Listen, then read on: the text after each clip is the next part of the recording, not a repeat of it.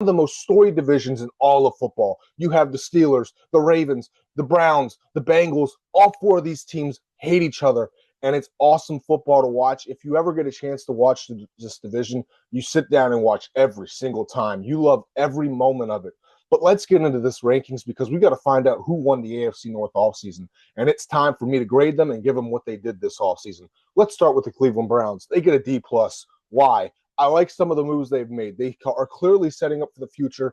I understand getting rid of Myles Garrett's a big loss, but you add Jared Verse. I like their offensive line acquisitions. I did like the receiver acquisitions they made. David Njoku, I wasn't a big fan of losing because Dodd Munkin loves to run a lot of 12 personnel, and I think losing him doesn't allow him to run as 12 personnel heavy as he likes to be. But let's get into why I really have a D+, because you're like, well, you said you like the moves. Todd Monken to me is a place hire. He's not the future hire. Whenever you hire a head coach, you never go into it saying, well, he's just there to branch us to the future. I don't like doing that. If that's how you're looking, you're already setting yourself up to lose, and that's clearly what the Browns did here. If the Browns were a smart organization, who they would have hired to be defensive coordinator, or not defensive coordinator, to be coach, would have been Jim Schwartz. Jim Schwartz was the anchor of this team the best two to three seasons, and every player in that locker room, offense or defense, absolutely loved him. And the way the Browns did him reminded me of exactly how they did Greg Williams back in 2018. When they got rid of Greg Williams, the entire team was frustrated, upset, and they brought in their Freddie Kitchens as the head coach instead of bringing back Greg Williams, and it put a rift in that organization for a year. And I think they just did the same thing here. I'm going to be shocked if he's able to get the team behind him and ready to rally.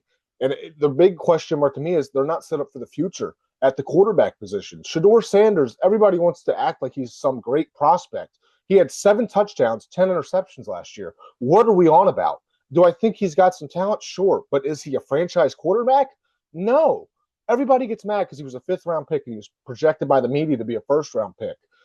I'm sorry. The NFL drafts you where you're supposed to be drafted. Very rarely do you get out-drafted of where you should have went. Most of the time, if you're getting out-drafted, it's because you went way too high instead of way too low. I mean, Tom Brady and Brock Purdy are the only examples you can really think of who are 5th-round or later quarterbacks that panned out amazingly. Outside of that, it's like, oh, you can see why they were drafted that late. And even those two, they weren't. It's not even that their talent showed they should have been drafted higher. It's they had great supporting cast. Yes, Tom Brady's the GOAT, but you got to argue he had one of the greatest supporting cast around him in NFL history, which is why he was able to produce the way he does. Granted, Tom Brady had a great work ethic, and that put him there, but he was a 6th-round pick for a reason. And if it was taken again, if he was taken any higher than that and by another team, he would not have been Tom Brady. Where do you get drafted where it matters much